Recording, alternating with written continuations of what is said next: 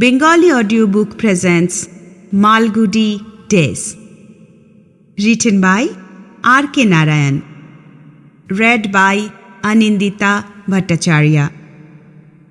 Today's story is Gateman's Gift.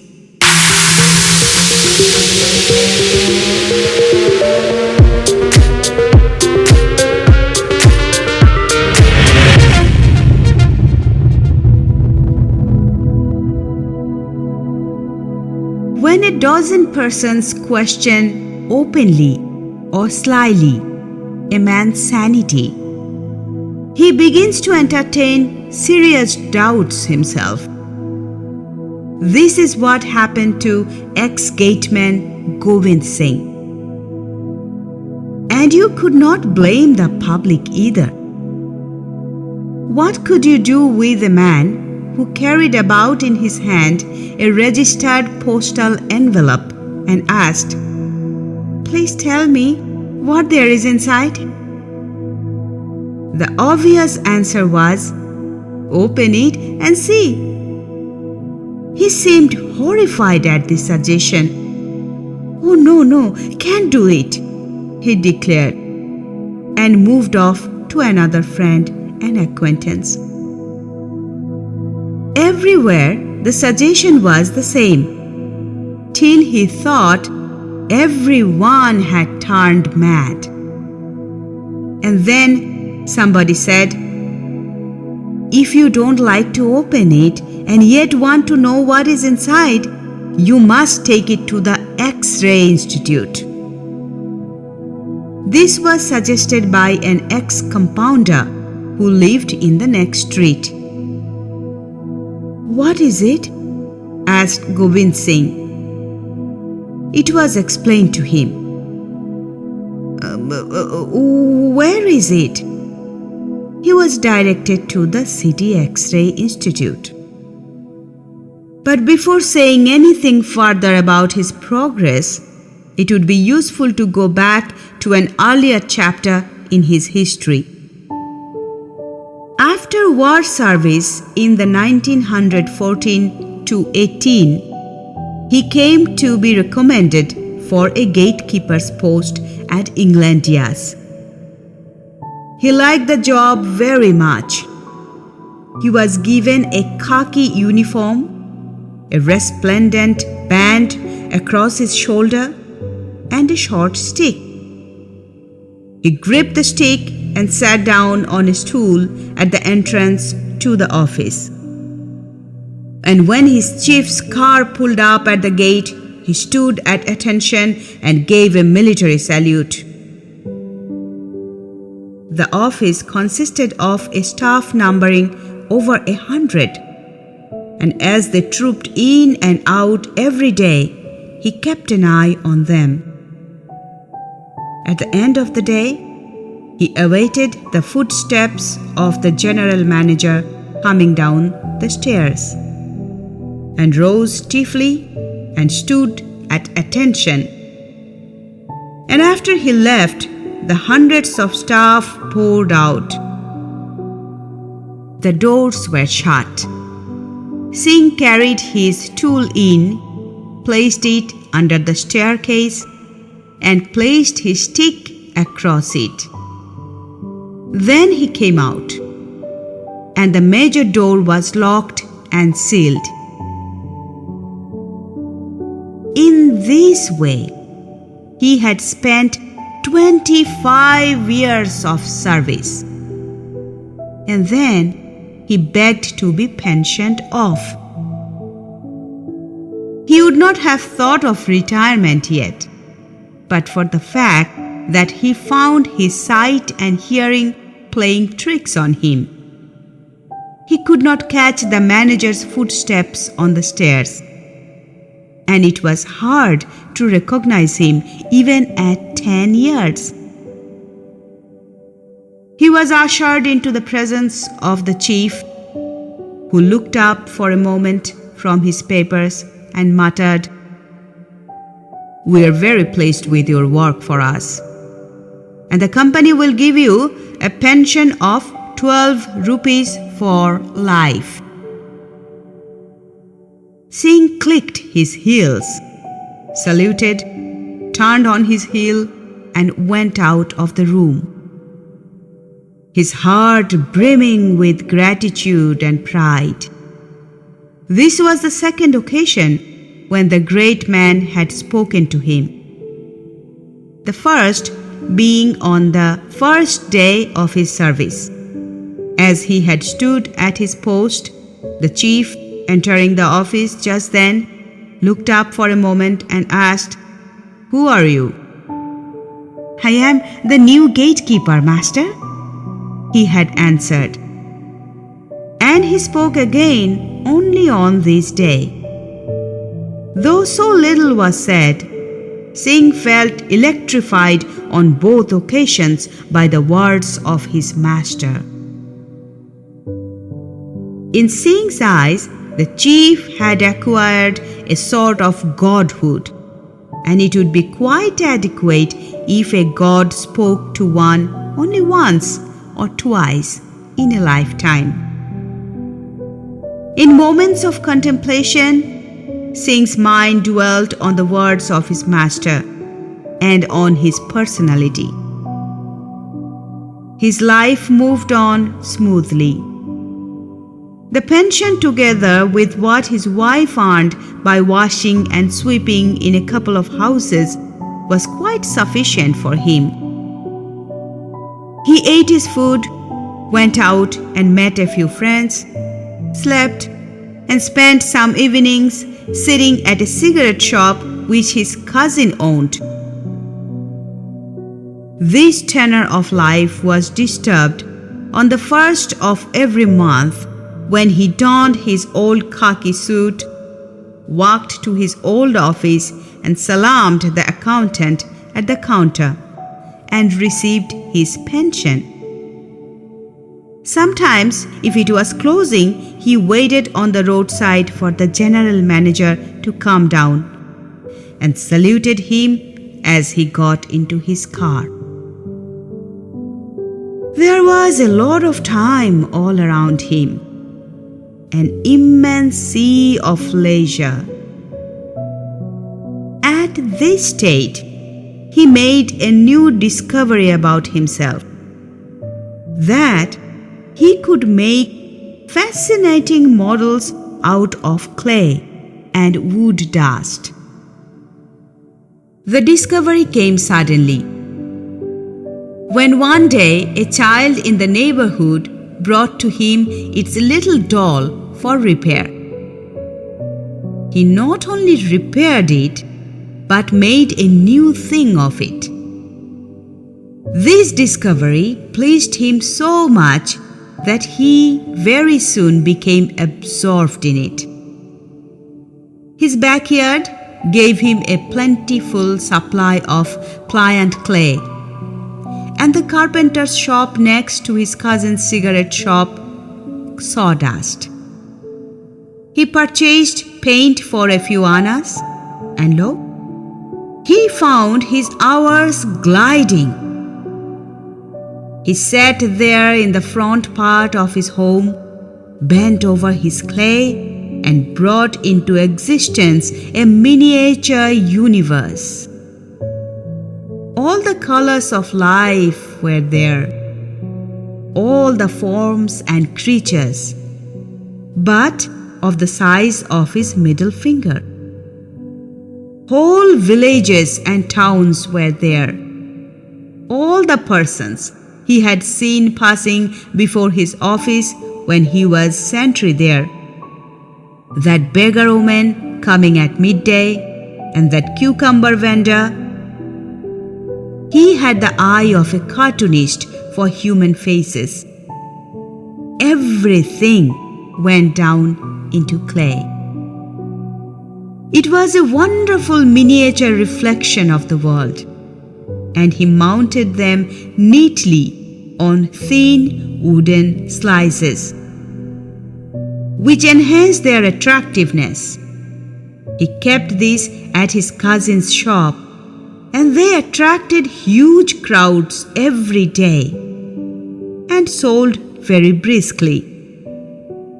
More than from the sales, Singh felt an ecstasy when he saw admiring crowds clustering around his handiwork. On his next pension day, he carried to his post office a street scene which he ranked as his best and handed it over to the counter to the accountant with a request, "Give this to the Sahib, please." "All right," said the accountant with a smile. It created a sensation in the office and disturbed the routine of office working for nearly half an hour. On the next pension day, he carried another model, "Children at Play," and handed it over the counter. Did the Sahib like the last one? Yes, he liked it. "Please give this one to him." And he passed it over the counter. He made it a convention to carry on every pension day an offering for his master. And each time his greatest reward was the accountant's stock reply to this question. What did the Sahib say? He said, "It was very good." At last, he made his masterpiece, a model of his office frontage with himself at his post, a car at the entrance, and the chief getting down. This composite model was so realistic that while he sat looking at it, he seemed to be carried back to his office days. He passed it over the counter on his pension day, and it created a very great sensation in the office. "Fella, you have not left yourself out either," people cried and looked admiringly at Singh.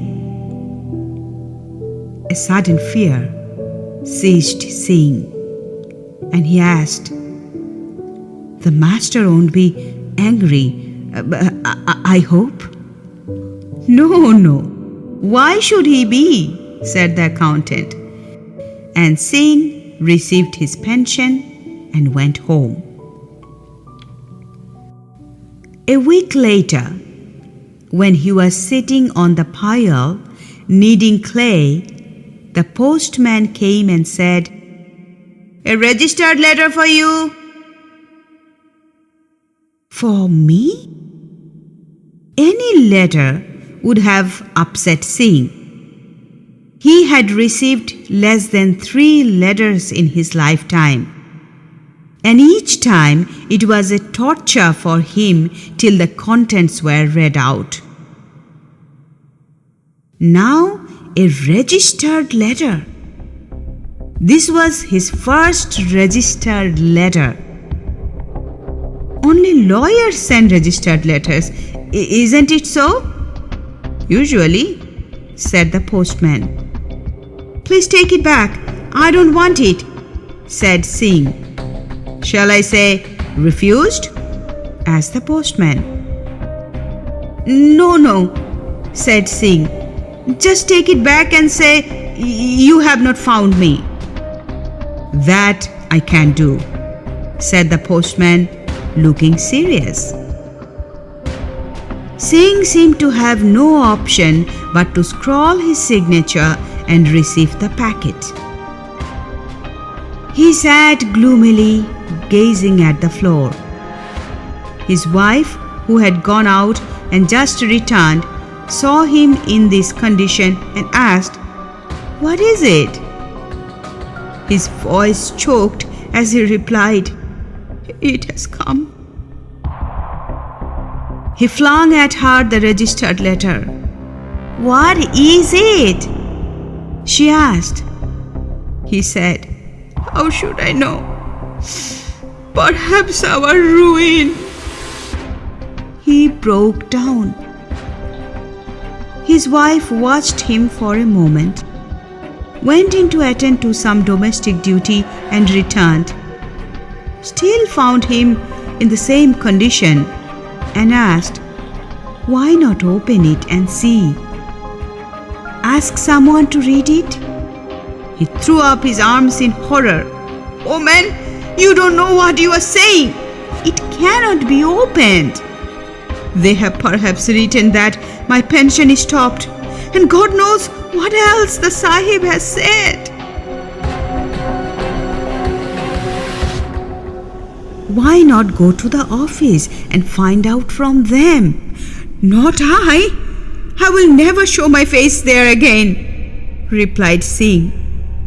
"I have lived without a single remark being made against me all my life. Now. He shuddered at the thought of it. "I knew I was getting into trouble when I made that office model." After deeper reflection, he said, "Every time I took something there, people crowded round, stopped all work for nearly an hour. That must have reached the Sahib's ears." He wondered about saying the same thing with the letter in his pocket. He lost his taste for food, wandered about unkempt, with his hair standing up like a halo, an unaccustomed sight. His years in military service having given him a habitual tidiness. His wife lost all peace of mind and became miserable about him. He stood at crossroads, clutching the letter in his hand.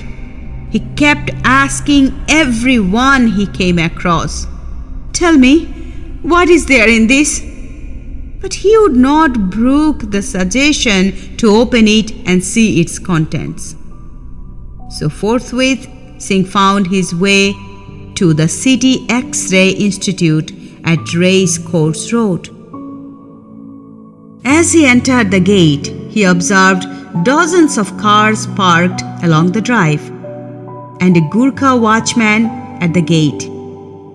Some people were sitting on sofas reading books and journals. They turned and threw a brief look at him and resumed their studies. As Singh stood uncertainly at the doorway, an assistant came up and asked, "What do you want?" Singh gave a salute, held up the letter uncertainly, and muttered, "Can I know what is inside this?" The assistant made the obvious suggestion, but Singh replied, "They said you could tell me what's inside without opening it." The assistant asked, "Where do you come from?" Singh explained his life, work and outlook and concluded, "I have lived without remark all my life. I knew trouble was coming."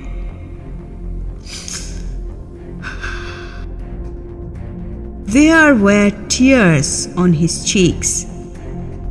The assistant looked at him curiously, as scores of others had done before, smiled and said, "Go home and rest. You are not all right. Go home." "Can't you say what is in this?" Singh asked pathetically. The assistant took it in his hand, examined it and said, "Shall I open it?" No, Singh cried and snatched it back. There was a look of terror in his eyes.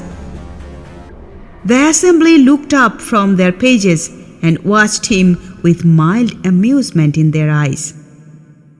The assistant kindly put his arms on his shoulder and led him out. "You get well first, then come back. I tell you, you are not all right." Walking back home, he pondered over it. Why are they all behaving like this, as if I were a madman? When this word came to his mind, he stopped abruptly in the middle of the road and cried, "Oh, that's it! Is that it? Mad! Mad!" He shook his head gleefully as if the full truth had just dawned upon him.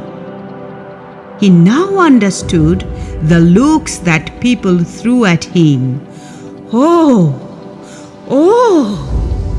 he cried aloud. He laughed. He felt a curious relief at this realization. I have been mad and didn't know it. He cast his mind back. Every little action of his for the last so many days seemed mad. Particularly the doll making. What sane man would make clay dolls after 25 years of respectable service in an office? He felt a tremendous freedom of limbs and didn't feel it possible to walk at an ordinary pace. He wanted to fly. He swung up his arms and down and ran on with a whoop. He ran through the market road. When people stood about and watched, he cried, "Hey, don't laugh at a madman, for who knows, you will also be mad when you will come to make clay dolls," and charged into their midst with a war cry. When he saw children coming out of school, he felt it would be nice to amuse their young hearts by behaving like a tiger. So he fell on his hands and knees and crawled up to them with a growl. He went home in a terrifying condition. His wife, who was grinding chili in the backyard, looked up and asked, "What is this?" His hair was covered with street dust. His body was splashed with mud. He could not answer because he choked his mirth as he said, "Fancy, what has happened?" "What is it?" "I am mad, mad." He looked at his work basket in a corner, scooped out the clay, and made a helmet of it, and put it on his head. Ranged on the floor with his latest handiwork. After his last visit to the office, he had been engaged in making a model village. It was a resplendent group. A darn road, red tiles, green coconut trees swaying, and the color of the saris of the village women carrying water pots. He derived the inspiration for it from a memory of his own village days. It was the most enjoyable piece of work that he had so far undertaken. He lived in a kind of ecstasy while doing it. "I am going to keep this for myself, a memento of my father's village," he declared. "I will show it at an exhibition where they will give me a medal." He guarded it like a treasure. When it was wet, he never allowed his wife to walk within 10 yards of it. "Keep off! We don't want your foot dust for this village." Now, in his madness, he looked down on it. He raised his foot and stamped everything down into a multicolored jam. They were still half wet. He saw a donkey grazing in the street. He gathered up the jam and flung it at the donkey with the remark, "Eat this if you like. It's a nice village." And he went down on a second round. This was a quieter outing. He strode on at an even pace, breathing deeply, with the clay helmet on, out of which peeped his grey hair, his arm locked behind, his fingers clutching the fateful letter, his face tilted towards the sky. He walked down the market road with a feeling that he was the sole occupant of this globe. His madness had given him a sense of limitless freedom, strength, and buoyancy. The remarks and jeers of the crowds gaping at him did not in the least touch him. While he walked thus, his eye fell on the bulb of a tall street lamp. "Bulb of the size of a papaya fruit," he muttered and chuckled. It had been a long cherished desire in him to fling a stone at it. Now he felt, in his joyous and free condition, that he was free from the trammels of convention and need not push back any inclination. He picked up a pebble and threw it with a good aim. The shattering noise of glass was as music to his ears. A policeman put his hand on his shoulder. "Why did you do it?" Singh looked indignant. "I like to crack glass papaya fruit, that's all," was the reply. The constable said, "Come to the station." "Oh yes, when I was in Mesopotamia, they put me on half ration once," he said, and walked on to the station. He paused, tilted his head to the side and remarked, "The road is not straight." A few carriages and cycles were coming up to him. He found that everything was wrong about them. He seemed to need some advice in the matter. He stopped in the middle of the road, stretched out his arms and shouted, "Halt!" The carriages stopped, the cyclist jumped off, and Singh began a lecture. "When I was in Mesopotamia, I will tell you fellows who don't know anything about anything." The policeman dragged him away to the side and waved to the traffic to resume. One of the cyclists who resumed jumped off the saddle again and came towards him with, "Why, it is Singh! Singh? What fancy dress is this? What is the matter?" Even through the haze of his insane vision, Singh could recognize the voice and the person, the accountant at the office. Singh clicked his heels and gave a salute. "Excuse me, sir. Didn't intend to stop you. You may pass."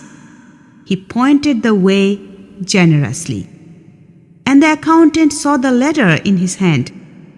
He recognized it, although it was mud-stained and crumpled. "Singh, you got our letter?" "Yes, sir. Pass. Do not speak of it." "What is the matter?" He snatched it from his hand. "Why haven't you opened it?" He tore open the envelope and took out of it a letter and read aloud. "The general manager greatly appreciates the very artistic models you have sent, and he is pleased to sanction a reward of 100 rupees and hopes it will be an encouragement for you to keep up this interesting hobby." It was translated to him word for word. And the enclosure, a check for 100 rupees, was handed to him. A big crowd gathered to watch this scene. Singh pressed the letter to his eyes. He beat his brow and wailed, "Tell me, sir, am I mad or not?" "You look quite well. You aren't mad," said the accountant. Singh fell at his feet and said with tears choking his voice, "You are a god, sir, to say that I am not mad. I am so happy to hear it."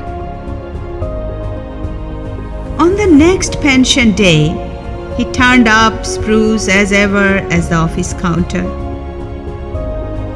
As they handed him the envelope, they asked, "What toys are you making now?" "Nothing, sir. Never again.